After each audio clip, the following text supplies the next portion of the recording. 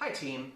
During a recent team meeting, a few of you expressed disbelief at how quickly making bread can go. I think I said, it's about 3 minutes, and you said, no way. So here I am, going to show you how quickly making bread can go in the morning. So what I've got to start with is some fed starter. This is a sourdough starter, and we'll cover that in a different lesson.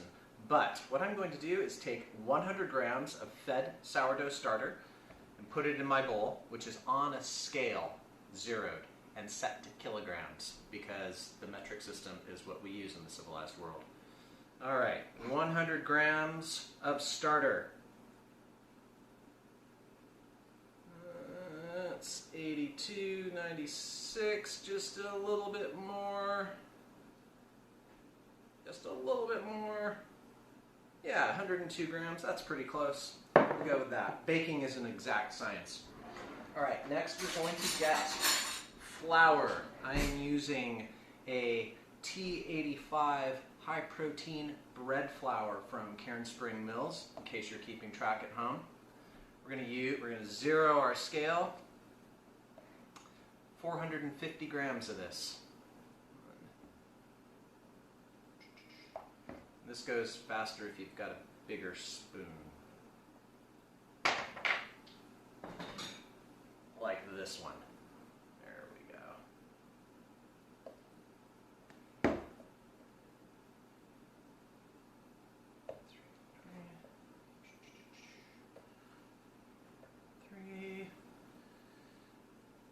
444, 453 grams, that's pretty close. Let's go with that. All right, the next part in our dry ingredients is salt. You can use any kind of salt you like. Does not have to be terribly fancy. Although some people like to use that chunky French gray sea salt, dissolve it in water and add it to this, but we're just going to measure some out. You want about 8 grams of salt. That is roughly a teaspoon. So I'm going to go with about a level teaspoon, a little bit of a mound on top. Sprinkle that in. All right. Next part is the water. We need roughly,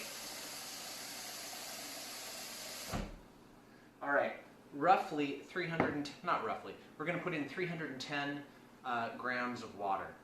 Actually, I'm going to go 320 grams of water. And here's how we're going to do it. We're going to measure the water. The important thing about water is you want to know how much is going in, but the markings on the side of your bowl might not be calibrated. We know that water weighs 1 gram per milliliter. However, I've weighed the water when you measure out to 100 or 310 grams on here, and it's frequently off, so I like to measure my water. So here we go.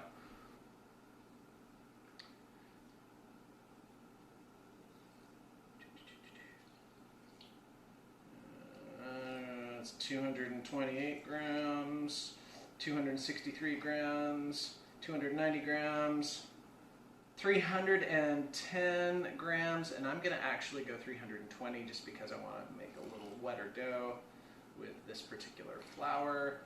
That's some real nerdery for you. All right, there we go. Take this off the scale. Grab our spatula. If you have one, you can use a dough whisk. You can really mix this with anything you like. A scraper works really well if you've got a dough scraper, but a spatula will be fine. And we don't need to over-knead this or over-mix it, but what we want to do is make sure that all of the flour gets wet. All of the flour gets wet. The key part here is we are hydrating our flour.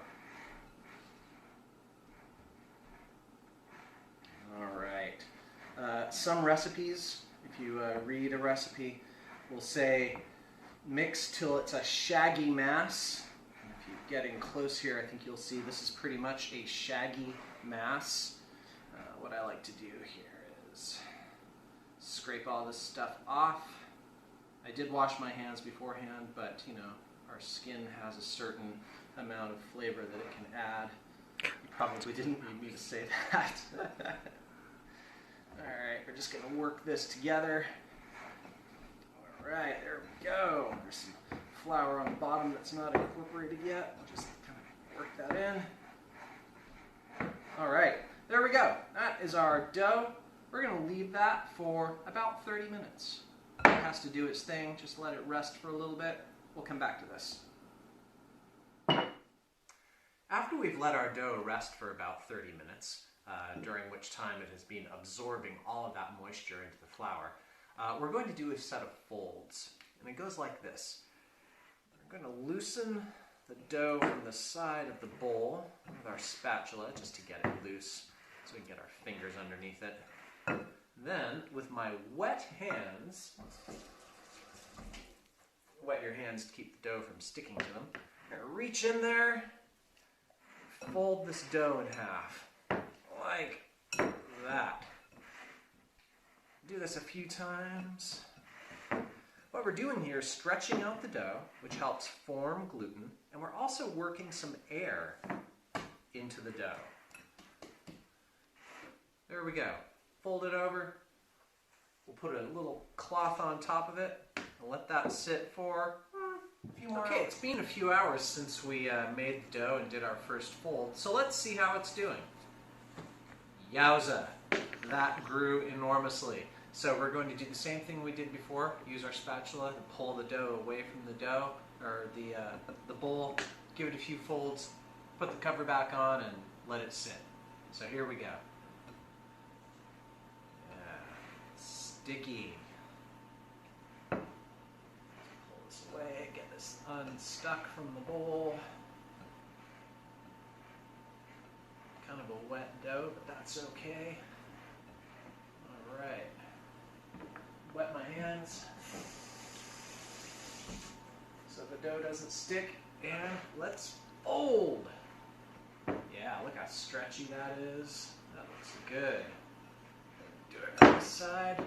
Fold this in half. Grab the other side.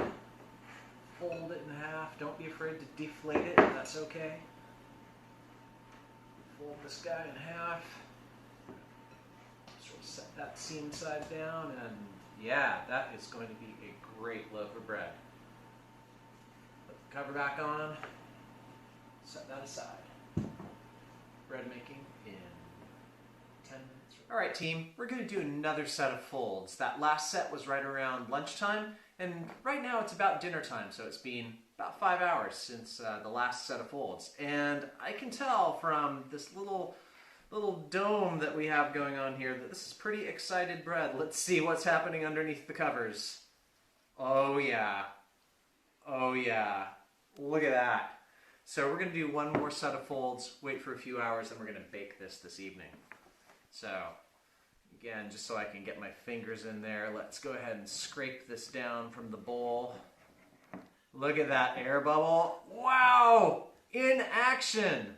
Check that out. Alright. Yeah, there we go. Let's get this loose. I'm using the spatula because there's no way I'd get my fingers in there without just getting bread all over the place. So I'm going to wet my hands.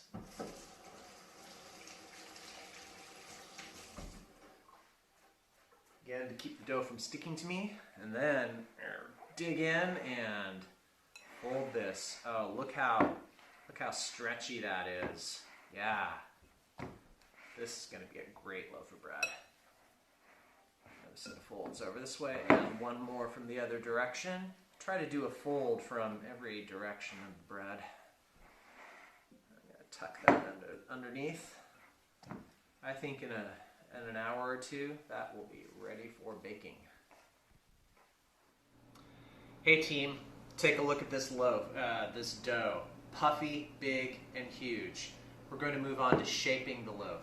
Now, most of you will remember a picture of Shonda's loaf of bread, which looked kind of like a big flatbread. We all suspected that it was due to over-kneading and potentially incorrect shaping technique. So I'm going to cover shaping right here because this is the game changer in keeping your loaf of bread from spreading.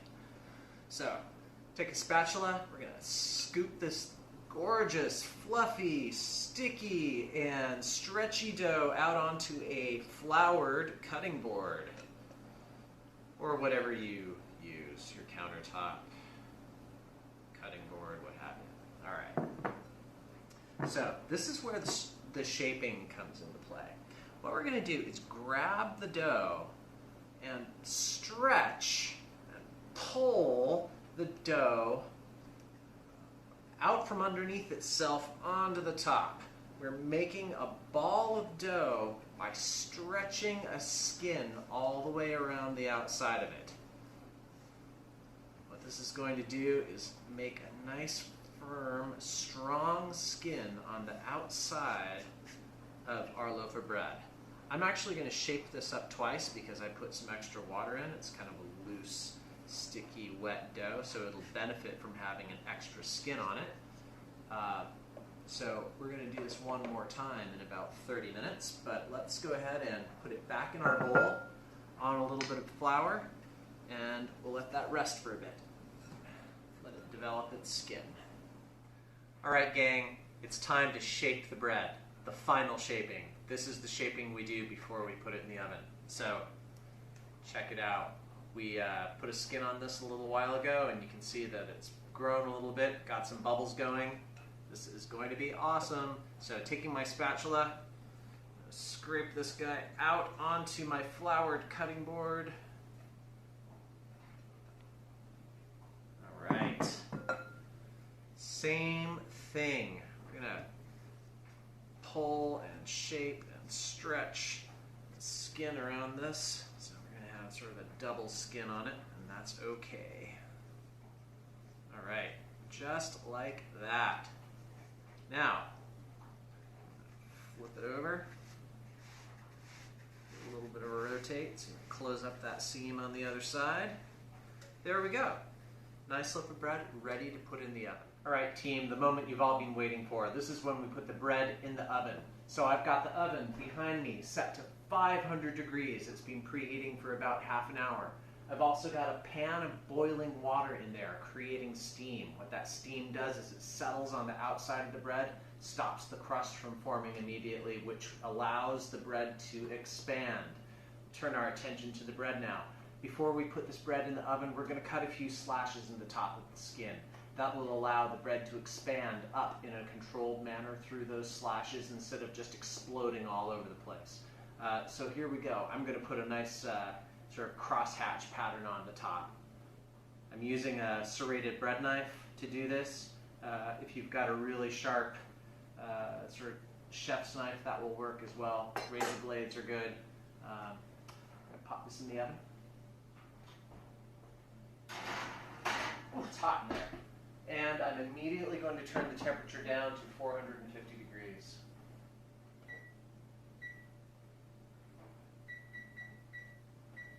And set a timer.